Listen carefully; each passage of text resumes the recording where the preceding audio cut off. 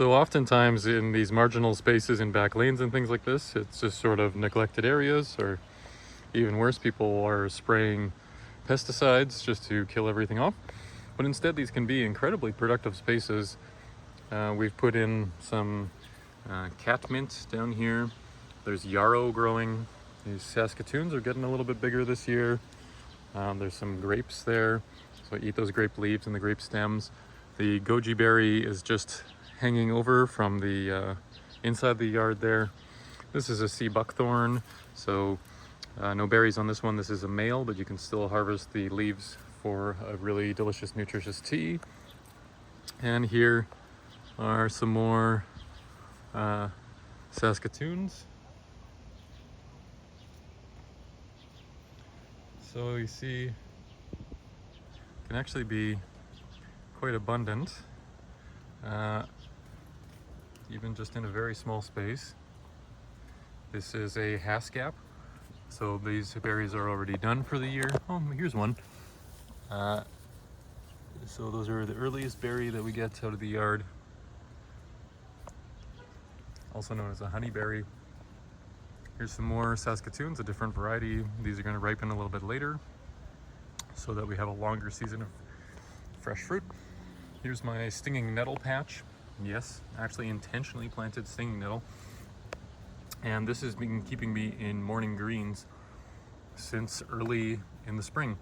And they're staying very soft and tender because they're getting picked. And the plants are so prolific that I can pick a large handful every morning just from this small space, just a few square feet.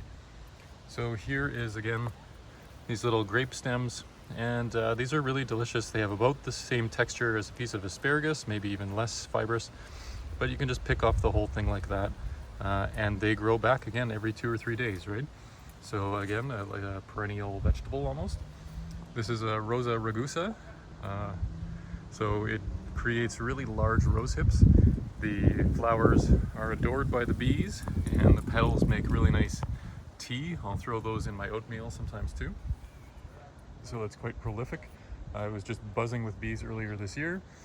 Here is a native Saskatoon, and again, this one's not doing so great this year, but still, there's going to be some fruit off of that. And then there's more catmint. We're letting this grow in a little bit denser just so that there's no weeds coming up or anything like that. And a few random parsnips, which the seed just so happened to find itself here.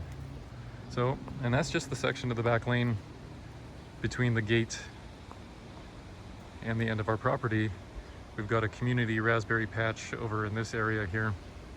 So anyone is welcome to come and eat those raspberries. People eat the Saskatoons in the back lane too, and they're welcome to that as well. And we just planted a rhubarb in here last year, or sorry, this spring. It hasn't come up yet, just a piece of root. And that'll be just a little bit of a buffer to this bellflower here. Our neighbor saw us doing that and was interested, so we gave them a little rhubarb too. And we actually last fall helped our